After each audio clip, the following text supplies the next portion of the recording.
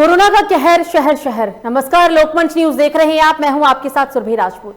Corona काल में अगर जिंदगी को कोई बचा सकता है तो वो है भगवान, और इस दुनिया में भगवान का दर्जा दिया गया है डॉक्टरों को। जी हां, सिर्फ डॉक्टर ही हैं जो इस कोरोना काल में लोगों की जान बचा सकते हैं। पूरे देश में कोरोना का कहर लगातार बढ़ता ही जा रहा है। पूरे देश के अंदर सबसे ज्यादा मामले सामने आ रहे हैं। भारत अमेरिका इटली के बाद ऐसा देश बन गया है, या फिर यूं कहें कि भारत में ही सबसे ज्यादा सर्वाधिक मामले सामने आ रहे हैं। अस्पताल में बेड्स नहीं है, ऑक्सीजन की कमी है, लोग ऑक्सीजन के लिए दर दर भटकने को मजबूर हैं। ऐसा लगता है कि आज जैसे ऑक्सीजन महंगी हो गई है और लोगों की जानें सस्ती है। कोरोना की वजह से पूरे देश में संक्रमण की जो रफ्तार है वो लगातार तेजी से बढ़ती जा रही है। कहीं कोरोना कर्फ्यू है, कहीं संपूर्ण लॉकडाउन है, लेकिन इन सब के बावजूद कोरोना की जो रफ्तार है वो कहीं से कहीं तक थमती हुई नजर नहीं आ रही। और इसी पर चर्चा करने के लिए हमारे साथ डॉक्टर्स का पैनल मौजूद है। हमारे साथ doctor Pooja Dewan, gynaecologist and IVS specialist हैं। हमारे साथ डॉक्टर फैजान, जर्नल फिजिशियन है, और doctor Arvind Pushkar, MD, JK hospital के मौजूद हैं। आप तीनों का ही सबसे पहले बहुत बहुत स्वागत है लोकमंच न्यूज में। चर्चा की शुरुआत करते हैं और सबसे पहले फैजान जी आपसे बात करते हैं, जो कि जर्नल फिजिशियन है। लगातार संक्रमण की रफ्तार पूरे देश में बेकाबू है। ऐसे में आप इस संक्रमण को कैसे देखते हैं? क्योंकि जो दूसरा स्ट्रेन है, शायद ही किसी ने सोचा होगा कि दूसरा स्ट्रेन इतनी बेकाबू पूरे देश में हो सकती है। फैजान जी। देखिए मैम, सबसे पहले मैं धन्यवाद कहना चाहूंगा कि आपने मुझे यहाँ पे बुलाया और मैं लोगों से जुड़ा, ताकि लोगों को यहाँ अपनी कुछ राय आप तक पहुँचा सकते हैं। लोगों तक जो महामारी फैल रही है अपने देश में, यहाँ पे हम देखने में ये आ रहा है कि यहाँ पे अपने देश में गैदरिंग बहुत ज्यादा हो जाती है कहीं पे। और सबसे पहली चीज कि हर जगह पे माहौल इतना ज्यादा क्रिएट, यहाँ पैंडेमिक बना के रख दिया गया है। लोग इतने ज्यादा डर गए हुए हैं इस चीजों से कि अगर उसको पेशेंट से अगर ये बता दिया जाता है कि आपका ऑक्सीजन लेवल लो आ रहा है, तो पेशेंट बस यही क्वेश्चन करता है, सर डॉक्टर साहब मुझे कोरोना तो नहीं हो गया? और कोरोना का नाम हो, अगर उसको हम कितना भी उनको समझाएं मैम, लेकिन उनको ये लगता है कि ऑक्सीजन, और हर आदमी अभी आज के दिन में ऑक्सीजन लेवल वो जानने लगा है कि 96 के नीचे अगर मेरा O2 लेवल आ रहा है तो मुझे कोरोना हो गया। लेकिन ऐसा घबराने की कोई बात नहीं है। रिकवरी रेट अपने देश में बहुत अच्छी है। मोस्टली 3 से 4% लोग इस देश को, मतलब आप अपने देश में मर रहे हैं, वो जो कि डायबिटिक हैं या काफी ओल्ड एज के लोग हैं या कोई और गंभीर बीमारी से पीड़ित हैं।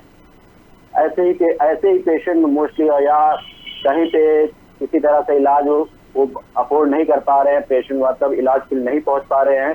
बाकी नॉर्मली पेशेंट हम देख रहे हैं कि ठीक होते नजर आ रहे हैं। 80 से 85% केस रिकवर हो रहे हैं आज के दिन में भी।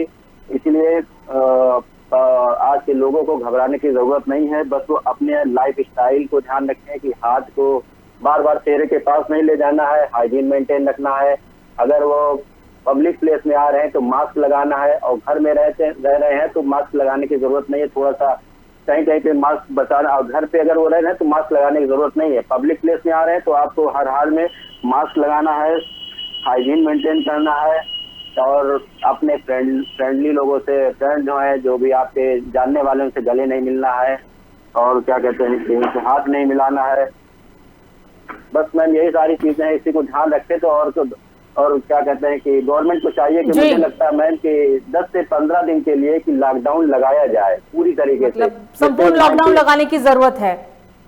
जी मैम, लगाने की जरूरत है। केस इतने बुरे हाल हैं हमारे देश के कि हर आदमी परेशान है। हर आदमी का ऑक्सीजन, किसी का जिसका देखिए मैम, आज के दिन में कम एज के लोगों में भी ये ऑक्सीजन लेवल, O2 लेवल कम होता नजर आ रहा है। पर डे मुझे, मैं छोटे से शहर की भी मैं बात करूं मैम, 100+ OPD है। इसमें से 20-25 केस ऐसे मिल रहे हैं कि एक जवान कम एज के लोगों में, युवा लोगों में भी या O2 लेवल कम होता नजर आ रहा है। बिल्कुल, हमारे लिए बड़ी घबराने की बात है। इसके लिए सरकार को चाहिए कि ऑक्सीजन लेवल वो बढ़ा, कि उसको मुहैया कराएं, जल्द से जल्द मुहैया कराएं। गवर्नमेंट लगी भी है इसके लिए, लेकिन अभी तक जमीनी स्तर पे ये यहाँ पे हमारे पास नहीं पहुंच पा रहा है। पब्लिक दर बदर भटकती नजर आ रही है। बड़ी तकलीफों से गुजर रही है पब्लिक। बिल्कुल। डॉक्टर साहब बने रहिएगा, फैजान जी बनी रहिएगा। हम सीधा चलते हैं अरविंद जी के पास। डॉक्टर साहब, ऐसे में क्योंकि देश की हालत सबसे सबके सामने है, किसी से कुछ छुपा हुआ नहीं। ऐसे में शायद ही किसी ने सोचा होगा कि जो कोरोना का दूसरा स्ट्रेन होगा वो इतना बेकाबू होगा और इतनी ज्यादा लोग संख्या में संक्रमित होंगे। तो आप इसे कैसे देखते हैं और कैसे लोग कोरोना संक्रमण से बच सकते हैं इस नए स्ट्रेन में? अरविंद जी।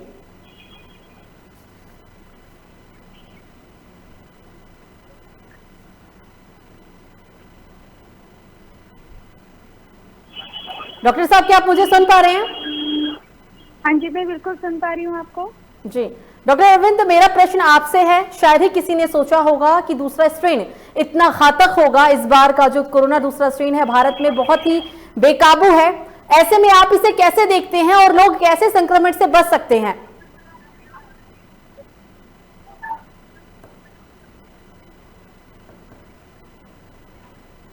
तो किसी टेक्निकल इशू की वजह से उन तक हमारी आवाज नहीं पहुंच पा रही है। अब हम सीधा चलते हैं, हमारे साथ डॉक्टर पूजा दीवान भी मौजूद हैं। मैम, लगातार संक्रमण की जो रफ्तार है वो बेकाबू है और ऐसे में आप एक स्त्री रोग विशेषज्ञ हैं, आपसे जानना चाहेंगे कि जो अब 45 साल से कम उम्र वालों का भी वैक्सीनेशन किया जा रहा है, तो ऐसे में मेंस्ट्रुएटिव महामारी वाली औरतों को क्या वैक्सीनेशन लेना चाहिए आपके अनुसार? 45 साल से उम्र के जो लोग हैं वो औरतें 18 से लेके 45 साल की उम्र में औरतों को महामारी आ रही होती है, वो सब निडर होके ये वैक्सीन ले सकते हैं। एक भ्रम सा समाज में फैला हुआ है कि जो ये टीकाकरण है कोरोना का, ये महामारी के दौरान नहीं लेना चाहिए। कुछ ऐसे प्रश्न भी उठे कि जो पूरा मासिक धर्म यानी मेंस्ट्रुअल साइकिल का पीरियड होता है उसमें क्या महामारी के दौरान लेना चाहिए, बीच में लेना चाहिए? ऐसा ही कहना चाहूंगी कि महामारी के दौरान या जिस समय महामारी नहीं है, आप किसी भी समय में ये टीकाकरण ले सकते हैं। पूरे मासिक धर्म में हर समय ही सेफ है और आप निडर होकर टीकाकरण करा सकते हैं। मतलब अगर आप मासिक धर्म में भी टीकाकरण करवाते हैं तो कोई परेशानी नहीं है? नहीं जी, और जो समय बीच का महीने का होता है जब अंडा बनता है उस समय पे भी कोई डर की बात नहीं है, ना तो फिजियोलॉजिकली, ना एंडोक्राइनोलॉजिकली, ना हार्मोनली, ना इम्यूनोलॉजिकली। बिल्कुल कोई डर नहीं। बिल्कुल बिल्कुल। डॉक्टर पूजा जी, ऐसे में जो महिलाएं बेबी कंसीव करना चाह रही हैं या फिर उन्होंने कंसीव कर लिया, लेकिन अगर ऐसे में वो कोरोना संक्रमण की शिकार हो जाती हैं, तो ऐसे में क्या ऐसी महिलाएं भी कोरोना का टीकाकरण या कोरोना वैक्सीन ले सकती हैं?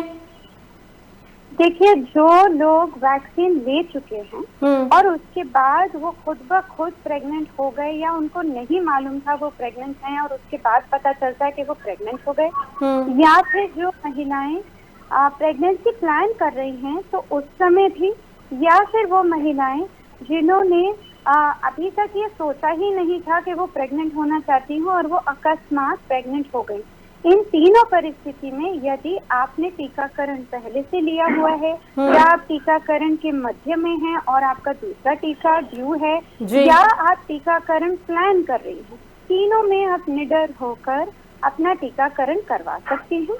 और न तो माँ पर और ना ही उसकी कोख में पलने वाले बच्चे पर कोई इसका असर फिलहाल साइंस के दौरान देखा गया है। जो महिलाएं इनफर्टिलिटी यानी बांझपन का ट्रीटमेंट भी ले रही हैं, जैसे टेस्ट ट्यूब बेबी, IVF या IUI, वो लोग भी अपने टीके के दौरान इस इलाज के दौरान ये टीकाकरण कर सकते हैं। बिल्कुल बिल्कुल, बने रहिएगा मैम हमारे साथ। हम सीधा चलते हैं अरविंद पुष्कर जी के पास। अरविंद जी, क्या आप मुझे सुन पा रहे हैं? जी, सुन रहा हूँ। जी बिल्कुल।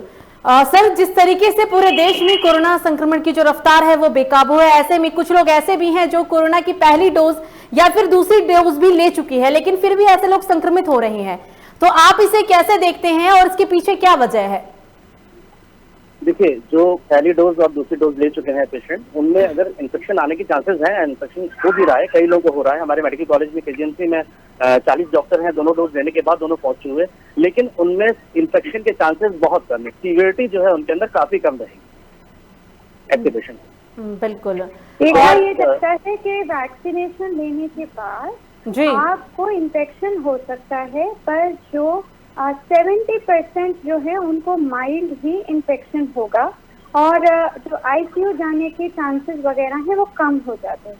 तो इसलिए लीजिए। और ये भी नहीं मालूम कि जो हमने टीकाकरण किया था, हमने तो उस कोरोना के स्ट्रेन के अगेंस्ट किया था जिसके अगेंस्ट हमने वैक्सीन बनाई। तो अब जो उसका म्यूटेशन या जो उसका मॉडिफाइड स्ट्रेन आ रहा है, हमने उसके अगेंस्ट तो नहीं करा टीकाकरण। तो हो सकता है कि वो वाला स्ट्रेन हमें इफेक्ट करा, और अगर वो भी करा है तो भी हम यही देख रहे हैं कि जो हमें इन्फेक्शन हो रही है वो यूजुअली माइल्ड ही हो रही है। तो बचाव तो हमें मिल ही रहा है टीकाकरण से, चाहे इन्फेक्शन हो। बिल्कुल बिल्कुल। और डॉक्टर साहब, ऐसे में क्योंकि इस बार जो संक्रमण है वो ज्यादा लोगों में, अगर हम बात करें तो 25 से लेकर 40 के जो लोग बीच के लोग, उसमें संक्रमण की रफ्तार ज्यादा है, तो इसके पीछे क्या वजह है? या फिर ऑक्सीजन की कमी ऐसे लोगों में ज्यादा देखी जा रही है, लेकिन 25 से 40 में कहीं ना कहीं संक्रमण का खतरा ज्यादा है नए स्ट्रेन में?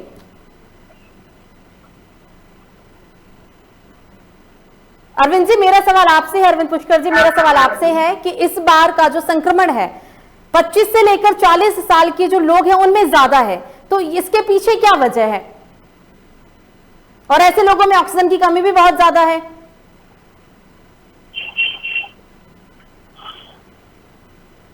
लग रहा है कि उन तक हमारी आवाज नहीं पहुंच पा रही है। अब देखिए, जो ये बताया गया है कि अब जो नया स्ट्रेन आया है ये बहुत ही ज्यादा इन्फेक्टिव, बहुत ही ज्यादा विरुलेंट है और ये स्ट्रॉन्ग इन्फेक्शन करता है।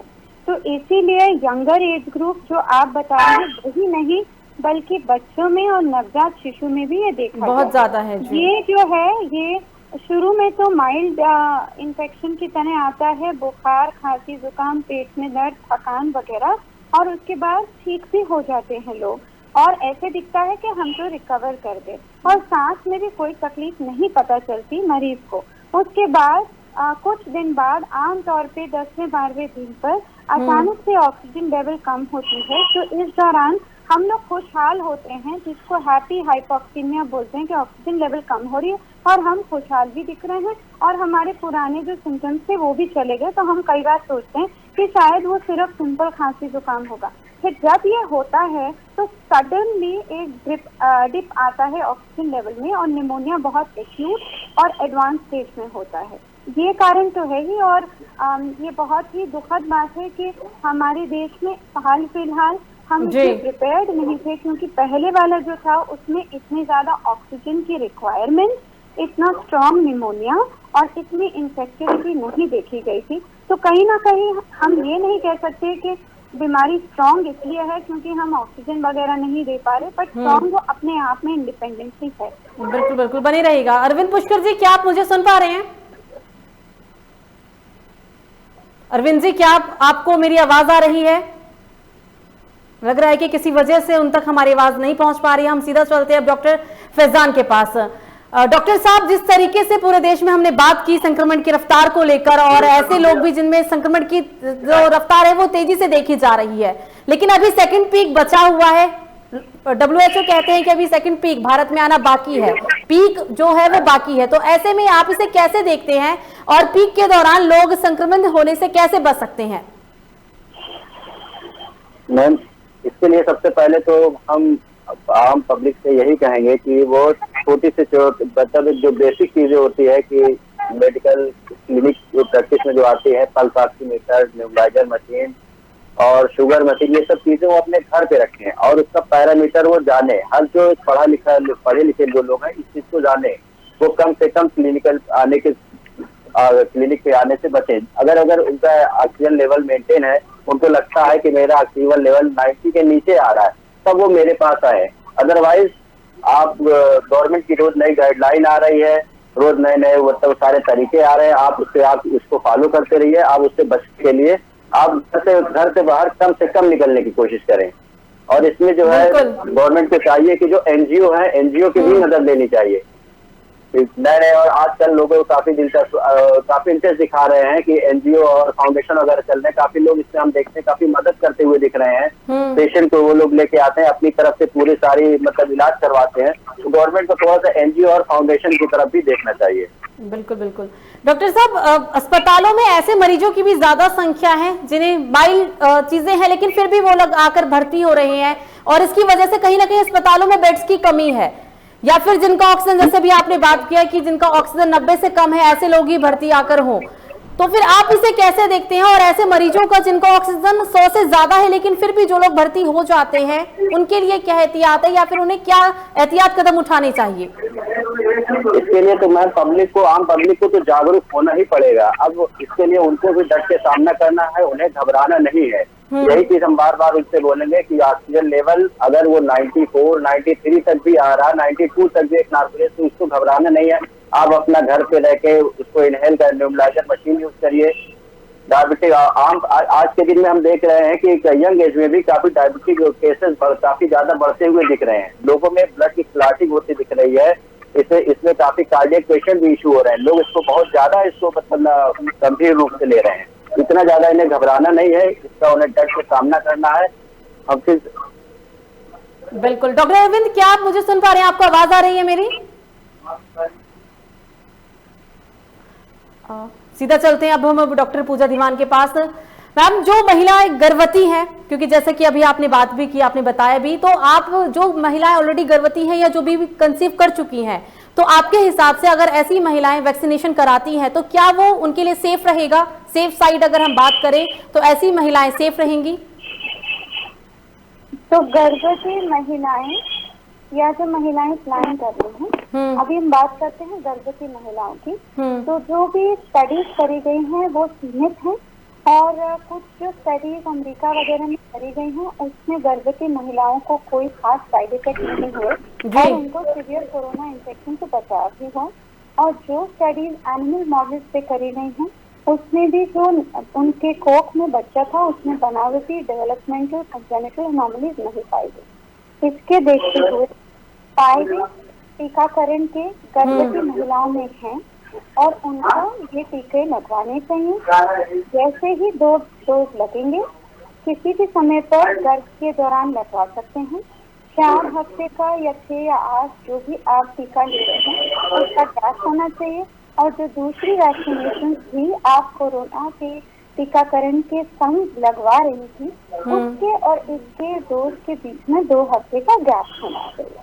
इसके सिवा गर्भवती महिलाओं के लिए अति आवश्यक है कि ये कोरोना काल है और इसमें हमें सतर्क, सचेत और निडर भी रहना है। और जो हम लोगों की 7 या 8 स्त्री रोग विशेषज्ञ के साथ विजिट होती थी, जितनी बार हम उनको जाके मिलते थे, अब उतनी विजिट की जरूरत नहीं है। टेलीफोन पे टेलीमेडिसिन के द्वारा आप संपर्क करें, पर हाँ 3 विजिट अति आवश्यक हैं। खासकर एक 12 हफ्ते के करीब जब हम एक खास सोनोग्राफी करते हैं बच्चे की बनावट के लिए, दूसरी 5 हफ्ते पे जब हम फिर सोनोग्राफी करते हैं बच्चे की बनावट के लिए, एक 32 हफ्ते पे जिसमें प्रेगनेंसी की ग्रोथ और सोनोग्राफी जरूरी है, और फाइनली 36 हफ्ते से और डिलीवरी के टाइम। तो और जो हम लोगों के त्योहार होते हैं जैसे गोद भराई वगैरह जिसमें अनेक लोग इकट्ठे होते हैं, हमको कोशिश करनी चाहिए कि ये हम जो त्योहार हैं ये लोगों के बीच करें, बेबी शावर वगैरह, ज्यादा लोगों को न बुलाएं। और अपनी देखरेख के लिए भी यदि किसी को हमने घर पे रखा हुआ है तो कम से कम लोग ही आपके साथ इंटरेक्ट करें, नहीं तो कोरोना इन्फेक्शन के चांसेस। बिल्कुल। जो महिलाएं स्तनपान करा रही हैं वो लोग अगर महिलाएं ऐसी वैक्सीनेशन कराती हैं तो क्या उनके लिए सेफ रहेगा? उनके लिए भी बिल्कुल सेफ बोला गया है। दोनों गर्भवती और ब्रेस्ट फीडिंग वाली महिलाओं को हमको कंसेंट फॉर्म, इन्फॉर्म चॉइस जरूर लेनी पड़ेगी और समझाना पड़ेगा। पर ये देखा गया है कि जो माँ का दूध है उसके जो प्रोटेक्शन वाले इम्यूनोग्लोबुलिन है उसके तहत शायद कोरोना की वैक्सीन के द्वारा मिली शरीर में माँ की एंटीबॉडीज दी जाती हैं, तो बच्चे को भी इसका फायदा ही है, नुकसान नहीं। बिल्कुल बिल्कुल, बने रहिएगा। सीधा चलते हैं डॉक्टर अरविंद पुष्कर के पास। पुष्कर जी, क्या आप मुझे सुन पा रहे हैं? जी सुन रहा हूँ। बिल्कुल। डॉक्टर साहब, इस बार का जो संक्रमण है, जैसे कि हम बात भी कर रहे हैं कि बहुत ही ज्यादा बढ़ता जा रहा है हर दिन, लेकिन इसके पीछे क्या वजह है? क्या जो लोगों में कहीं ना कहीं बेफिक्री देखने को मिली? क्योंकि जो पिछले साल संक्रमण आया था लोग एहतियात बरत रहे थे, सैनिटाइजर, मास्क, सोशल डिस्टेंसिंग पूरा पालन कर रहे थे, लेकिन पिछले साल के मुकाबले इस बार का जो स्ट्रेन है वो बहुत ही ज्यादा घातक है। इसे आप कैसे देखते हैं और इसके पीछे की क्या वजह है? देखिए, वजह जो वायरस है उसका म्यूटेशन हो गया। म्यूटेशन होने से उसके जो उसका रूप है और ज्यादा भयानक हो गया है। लोगों ने सोचा कि पिछली बार की बहुत ज्यादा मॉर्टेलिटी बहुत ज्यादा नहीं है, तो लोगों ने जुलाई के बाद से, जब से लॉकडाउन खत्म हो उसके बाद से लोगों ने मास्क लगाना लगभग बिल्कुल बंद कर दिया था। और ये जो नया वेरिएंट है, जो डबल म्यूटेट है, जो डबल स्ट्रेन है, ये अभी बंगाल के अंदर से शायद ट्रिपल म्यूटेंट की भी बात हो रही है। तो जो डबल म्यूटेंट है B1.617 जो है, ये बहुत ही खतरनाक है। अब इसमें माइल्ड टू मॉडरेट सिम्टम्स जो पहले आते थे वो बहुत ही सीवियर सिम्टम्स हो रहे हैं। सीधे चेस्ट इन्फेक्शन होता है, चौथे दिन पेशेंट को न्यूमोनाइटिस डेवलप होता है और पेशेंट को सांस में दिक्कत होनी शुरू होती है। सैचुरेशन बहुत तेजी से गिर रहा है। तो अब जो पहले जो मोर्टेलिटी रेट थी, उस वजह से अब मोर्टेलिटी रेट बहुत ज्यादा बढ़ गई है। तो लोगों को अभी भी क्राउड से बचना है, प्रिकॉशन बहुत लेने। घर में भी, मैं तो कहता हूँ घर में भी आपको मास्क लगा के रहना।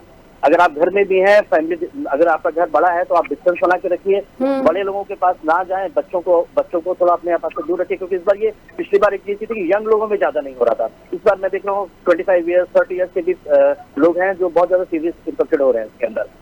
तो इस पिछली बार से कंपेरेटिवली इस बार जो है ये काफी म्यूटेट हो गया है। तो वायरस अपना कैरेक्टर चेंज कर लिया है। जब तक हम इसको समझ पाएंगे तब तक इसने अपने सारे सिम्टम्स चेंज कर लिए हैं। लोगों को ब्रीथिंग में ज्यादा प्रॉब्लम है, सांस लेने में ज्यादा तकलीफ है, ये क्यों है ऐसा? ये सीधे लंग्स में, तुरंत लंग्स में पहुंच रहा है। दूसरे तीसरे दिन इन्फेक्शन लंग्स में जाके पूरा न्यूमोनाइटिस बिल्कुल एक टार बना देता है, एक रेडियल ग्लास ओपेसिटी लंग्स पर डेवलप कर देता है, सांस लेना मुश्किल हो जाता है। और पेशेंट जब तक समझता है, जब तक सैचुरेशन 80-70 तक पहुंच जाता है। और सडन हम लोग भी इस चीज के लिए तैयार नहीं थे। और जो सबसे इम्पोर्टेंट ऑक्सीजन, तो सडन इतना पहले नहीं सोचा था हम लोगों ने भी कि ऑक्सीजन इतनी ज्यादा सीवियरिटी इतनी तेजी से बढ़ेगी कि ऑक्सीजन की जरूरत पेशेंट को पड़ेगी। इसी वजह से हर जगह ऑक्सीजन की भी प्रॉब्लम हो रही है। तो इसमें अभी ये लंबा चलने वाला है। जो IIT की स्टडीज है उसमें बताया कि मई के मिड में और मई के लास्ट में पीक पर होगा। बिल्कुल। तो और है ना, तो इसको बहुत संभल के रहना है हमें। बिल्कुल घर से बाहर अनावश्यक नहीं निकलना है। वैक्सीनेशन एक मई ये भी तो बताया गया है ना कि आपका जो ये स्वरूप है, ये निमोनिया के बाद मल्टी ऑर्गन सिस्टम्स को भी अफेक्ट करता है। बिल्कुल, है ना? जी बिल्कुल बिल्कुल। डॉक्टर साहब, जैसे कि WHO ने कहा भी था कि पीक, और ऐसा समय अब हमारे देश में आ चुका है कि आपने भी कहा कि घर में भी अब हमें मास्क लगाने की जरूरत है, सोशल डिस्टेंसिंग बरतने की जरूरत है। तो क्या सेकंड स्ट्रेन बहुत ज्यादा घातक है? आपने थर्ड की भी बात की कि बंगाल में तो थर्ड भी देखा जा रहा है, तो क्या अभी और भी स्ट्रेन बढ़ सकता है? बिल्कुल। देखिए सुरभि जी, मैं आपको बताऊं कि 15 करोड़ के आसपास दुनिया में इस समय संक्रमित लोग हैं और 12 करोड़ से ज्यादा लोग रिकवर भी हुए हैं। ऐसा नहीं है कि रिकवर नहीं हुए हैं। लेकिन हिंदुस्तान में जो इंडिया की मैं बात करूं तो इस समय कम से कम 2.25 करोड़ के करीब पेशेंट कोरोना के हैं और 1,97,000 करीब पेशेंट जो है इसके अंदर इसमें अब तक अपनी जान गंवा चुके हैं। तो पिछले और इस बार में 40% का ग्रोथ है। मतलब जो सीवियरिटी है वो पेशेंट को सीधे अस्पताल पहुंचा रही है और उसमें से जो मोर्टेलिटी रेट बहुत ज्यादा बढ़ गया है। तो आने वाले समय में, अब जैसे भी गर्मी आएगी अभी मई के महीने में, तो 15 मई से लेकर जो स्टडी है और लास्ट मई, मैं नहीं समझता जुलाई से पहले इस चीज से हमें थोड़ी सी राहत मिलेगी। बहुत प्रिकॉशन लेना है, आइसोलेशन बहुत जरूरी है और आप सोशल डिस्टेंसिंग के साथ साथ घर में भी, मैं आपको बार बार कह रहा हूँ, घर में भी आपको एक दूसरे से दूर रहना है। अगर आपके घर में बुजुर्ग हैं तो आपको मास्क लगा के रहना है, उनके पास कम से कम मास्क है।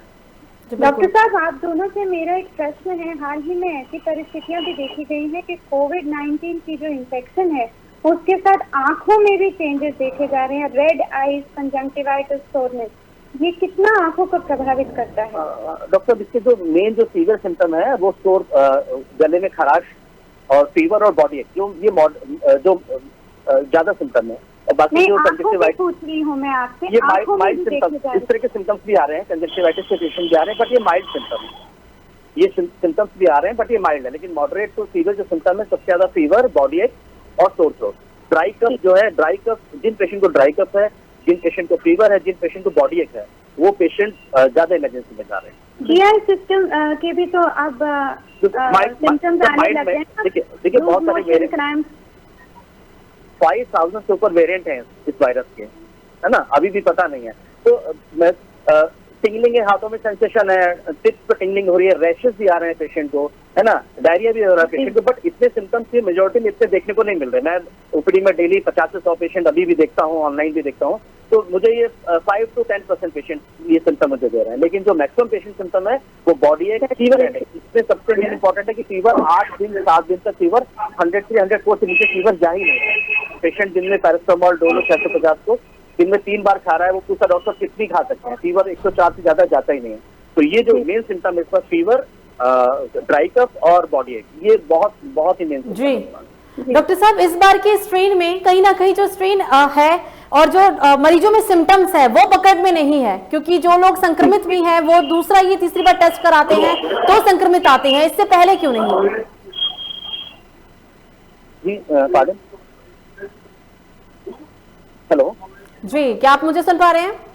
आप तो एक रिपीट करेंगे? हाँ, मैं आपसे ये पूछना चाह रही हूँ कि इस बार के जो सिम्टम्स हैं वो कहीं ना कहीं टेस्टिंग में भी पूरी तरीके से आ नहीं रहा। जो सिम्टम्स है, अगर आप सेकंड टाइम या थर्ड टाइम टेस्ट कराते हैं तो कहीं जाके आप नेगेटिव या पॉजिटिव आते हैं, लेकिन लोग संक्रमित हैं, तो इस बार पकड़ में ऐसा?